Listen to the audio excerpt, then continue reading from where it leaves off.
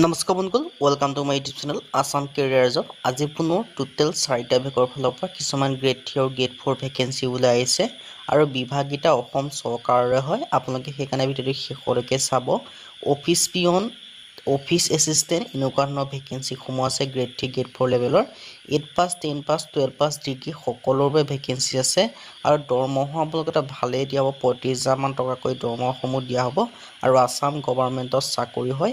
কি বিভাগত ভেকেঞ্চিখিনি লৈছে, লগতে কেনেদৰে আবেদন কৰিব পাৰিব, এই সকলোখিনি কথা এই ভিডিঅ' যোগে আলোচনা কৰা হ'ব। যদি ভিডিঅ'টো ভাল পায় ভিডিঅ' লাইক কৰিব, লগতে চেনেলটো ছাবস্ক্ৰাইব কৰি দিব পাৰে এনেকুৱা ধৰণৰ ভিডিঅ'সমূহ প্ৰতিদিনে পাই থাকিব বাবে। আৰু অলপ ভিডিঅ'টো বন্ধুৰ মাজত শ্বেয়াৰ কৰিব যাতে সকলো বন্ধু বান্ধৱে এনেদৰে জবৰ আপডেটসমূহ পাই থাকে। আমি পোনপ্ৰথমে গ্ৰেড 3 ভেকেঞ্চিখিনি পাই ভিডিঅ'টো আৰম্ভ কৰিছোঁ আৰু ভিডিঅ'টো শেষলৈকে গ্ৰেড 4 ভেকেঞ্চিখিনিৰ কথাও ডিছকাছ কৰা হ'ব। আহক আজি আমাৰ ভিডিঅ'টো আৰম্ভ কৰোঁ। মই আপোনালোকক জনাইছোৱে যে ভেকেঞ্চিখিনি 4টা বিভাগৰ ফালৰ পৰা মুকলি কৰিছে। প্ৰথম যিটো বিভাগ হয় সেইটো হৈছে জুনিয়ৰ লেজিছলেটিভ কাউন্সিল, যিটো অসমৰ বিধানসভা হয়, তাৰ পৰা এইটো বিভাগৰ ভেকেঞ্চি আহিছে। লগতে আপোনালোকৰ legal assistant, legal remembrancer and under secretary government, তাৰ পৰা এটা বিভাগৰ পৰা ভেকেঞ্চি আহিছে। লগতে under secretary government of Assam, তাৰ পৰা এটা বিভাগৰ ভেকেঞ্চি আহিছে। আৰু অন্য এটা বিভাগৰ পৰা ভেকেঞ্চি আছে গ্ৰেড 3 গ্ৰেড 4 যিটো জিলাৰ ন্যায়পালিকা হয়, জুডিচিয়াৰী ফালৰ পৰা ভেকেঞ্চি আছে। সেইখিনি ভেকেঞ্চি কথাও ডিছকাছ কৰা হ'ব। এই 4টা বিভাগৰ ভেকেঞ্চি কথা ডিছকাছ কৰা হ'ব, সেইকাৰণে আপোনালোকে ভিডিঅ'টো শেষলৈকে চাব আৰু আপোনালোকে অকণো স্কিপ নকৰিব। এই যি 3টা বিভাগৰ কথা ক'লো, এই প্ৰথমতে আমি যি 3টা বিভাগৰ ভেকেঞ্চিৰ কথা ডিছকাছ কৰিম, সেই 3টা বিভাগ একলগ কৰি মানে এখন নটিচত প্ৰকাশ কৰিছে। এইটো আহিব অসম লোকসেৱা আয়োগে আপোনালোকৰ এক্সামসমূহ পাতি দিব। ইয়াত আপোনালোকে দেখিব পাৰিছে ৰিজাৰ্ভেশ্যন পোষ্টখিনি আপোনালোকে ধুনীয়াকৈ দেখিব পাৰিছে। ইয়াত আপোনালোকৰ ভেকেঞ্চিখিনিৰ কথা ধুনীয়াকৈ উল্লেখ আছে। মই আপোনালোকক কোৱালিফিকেশ্যনখিনিও জনাই দিছোঁ আৰু স্কেল অফ পে'টো মই পোনপ্ৰথমে জনাই দিছোঁ। পে' স্কেল দিয়া হ'ব 30,000 টকাকৈ পৰা 1,10,000 টকা পৰ্যন্ত। মই এতিয়া পোনপ্ৰথমে জনাইছোঁ এইখিনি হৈছে গ্ৰেড 3 লেভেলৰ পোষ্ট হয় আৰু যিখিনি আপোনালোকৰ গ্ৰেড 4 লেভেলৰ পোষ্ট হয়, সেই গ্ৰেড 4 লেভেলৰ পোষ্টখিনি ইয়াৰ পিছৰ যিখন এডভাৰটাইজমেণ্ট প্ৰকাশ কৰিম তাত আপোনালোকে আলোচনা কৰা হ'ব। এতিয়া পোনপ্ৰথমে আপোনালোকৰ গ্ৰেড 3 লেভেলৰ ভেকেঞ্চিখিনিৰ কথা ডিছকাছ কৰি লৈছোঁ, এইকেইটা চাই লওক। আৰু ইয়াত আপোনালোকে গ্ৰেড পে' দিয়া হ'ব 12,700 টকা, লগতে প্ৰেভেণ্ট থাকিব। আৰু ইয়াত ইলিজিবিলিটি ক্ৰাইটেৰিয়াখিনি মই আপোনালোকক জনাই দিছোঁ। এডুকেশ্যন কোৱালিফিকেশ্যন বিচাৰিছে এডভোকেট 1 বা জুডিচিয়েল অফিচাৰ 3 years ষ্টেণ্ডিং হ'ব লাগিব। লগতে এজ লিমিট 21 পৰা 38 হ'লেহে আবেদনসমূহ কৰি ল'ব পাৰিব। আৰু PWD কেটেগৰীৰ কাৰণে আছে for government employee, state of আছামৰ কাৰণে আছে। আপোনালোকে তেনেকৈ চাব পাৰে, নটিচখন আপোনালোকৰ ভিডিঅ' ডেছক্ৰিপশ্যনত দিয়া থাকিব।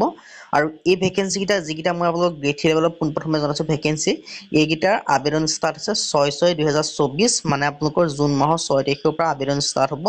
আৰু ক্লজিং ডেট আছে 5/7/2024, মানে আপোনালোকে জুলাই মাহৰ 5 তাৰিখলৈকে ভেকেঞ্চিকেইটাৰ কাৰণে আবেদনসমূহ কৰিব পাৰিব। আৰু এপ্লিকেশ্যন ফিজটো জুলাই মাহৰ 7 তাৰিখলৈকে কাটিব পাৰিব।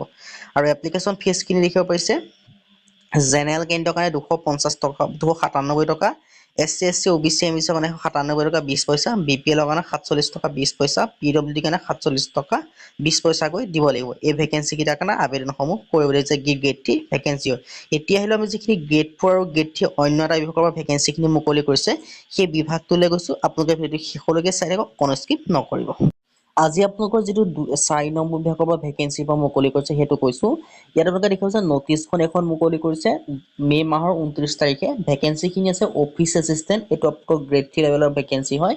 আৰু আছে অফিচ পিয়ন, এইটো আপোনালোকৰ গ্ৰেড 4 লেভেলৰ ভেকেঞ্চি হয়। নটিচখন ক'ৰ পৰা আহিছে মই পোনপ্ৰথমে জনাই দিছোঁ। নটিচখন আহিছে আপোনালোকৰ তিনিচুকীয়া ফালৰ পৰা। আৰু যিসকলে তিনিচুকীয়াত আছে তেওঁলোকেতো ভালেই হয়, নিজৰ জিলাত চাকৰি পাব। বাকী অল আছামৰ কেণ্ডিডেটে আবেদনসমূহ কৰি ল'ব পাৰিব। তিনিচুকীয়া জুডিচিয়েৰী ফালৰ পৰা নটিচখন প্ৰকাশ কৰিছে। ইয়াত আপোনালোকে দেখিব পাৰিছে অফিচ এছিষ্টেণ্টৰ কাৰণে এডুকেশ্যন কোৱালিফিকেশ্যন বিচাৰিছে গ্ৰেজুৱেশ্যন। যদি আপোনালোকে গ্ৰেজুৱেশ্যন কৰি লৈছে BA BSc BCom, তেতিয়া আবেদনসমূহ কৰি ল'ব পাৰিব। আৰু আদাৰ স্কিলখিনি আপোনালোকক দিয়া আছে, বেছিক ৱৰ্ড প্ৰচেছিং স্কিল জানিব লাগিব, গুড টাইপিং স্পীড আপোনালোকৰ হ'ব লাগিব কম্পিউটাৰত, ability to take to direction and PPR files for, এইখিনিৰ কাৰণে আপোনালোকৰ থাকিব লাগিব। ফাইল মেনেজমেণ্টৰ কামবিলাক আপোনালোকে জানিব লাগিব। আৰু দৰমহা দিয়া হ'ব 18,000 টকাকৈ পাৰ মান্থ। আৰু যিটো আপোনালোকৰ অফিচ পিয়নৰ ভেকেঞ্চি আছে, ইয়াৰ কাৰণে বিচাৰিছে মিনিমাম 8 পাছ আৰু মেক্সিমাম 12 পাছ হ'ব নোৱাৰিব, মানে 8 পাছ 9 পাছ 10 পাছ 11 পাছলৈকে আবেদনসমূহ কৰি ল'ব পাৰিব। আৰু ইয়াত আপোনালোকৰ দৰমহা দিয়া হ'ব 12,500 টকাকৈ। আৰু ইয়াৰ কিছুমান টাৰ্ম এণ্ড কণ্ডিশ্যন আছে, মই টাৰ্ম এণ্ড কণ্ডিশ্যনখিনি আপোনালোকক কৈ দিছোঁ। Candidate must B N Indian citizen, মানে কেণ্ডিডেটজন ভাৰতীয় নাগৰিক হ'ব লাগিব। লগতে বয়সৰ সময়সীমা 18 পৰা 40 বছৰৰ ভিতৰত হ'লে আবেদনসমূহ কৰি ল'ব পাৰিব। লগতে যিসমূহ SC বা PWD কেণ্ডিডেট হয় তেওঁলোকে এটা ৰিজাৰ্ভেশ্যনসমূহো পাব। যিসমূহ SC কেণ্ডিডেট হয় তেওঁলোকে 45 বছৰলৈকে আবেদন কৰিব পাৰিব আৰু OBC MBC কেণ্ডিডেট 43 বছৰলৈকে আবেদনসমূহ কৰি ল'ব পাৰিব। আৰু এই ভেকেন্সিখিনিৰ কাৰণে আপোনালোকে কেনেদৰে আবেদন কৰিব মই এই কথা আপোনালোকক জনাই দিছোঁ। এপ্লিকেশ্যনখিনি আপোনালোকে লাষ্ট ডেট হৈছে 16/6/2024, মানে আপোনালোকে জুন মাহৰ 16 তাৰিখলৈকে আবেদন কৰিব পাৰিব। বাই পোষ্টেল যোগেও আপোনালোকে আবেদন কৰিব পাৰে বা আপোনালোকে নিজে ওচৰতে দি থৈ আহিও আবেদন কৰিব পাৰিব। আৰু আবেদনসমূহ কৰিবলৈ আপোনালোকৰ কি ডকুমেণ্টছ লাগিব মই সেই কথা আপোনালোকক জনাই দিম। আপোনালোকক পোনপ্ৰথমে যিখন আছাম ষ্টেণ্ডাৰ্ড ফৰ্ম হয় সেই ফৰ্মখন লাগিব। সেই ফৰ্মখন ভালদৰে ফিল আপ কৰিব। ফিল আপ কৰি ডকুমেণ্টছখিনিৰ লগত গাঁঠি দিব জেৰক্স কৰি আৰু নিজে চেল্ফ এটেষ্টেড কৰিব। সেই গোটেইখিনি কৰিবলৈ আপোনালোকে এটা এনভেলপ ল'ব। এনভেলপটোৰ ওপৰত ধুনীয়াকৈ ডিটেইলছখিনি লিখি পেলাই তিনিচুকীয়া জুডিচিয়েল অফিচ হয় তাৰ এড্ৰেছটো লিখি আপোনালোকে পঠাই দিলে আপোনালোকে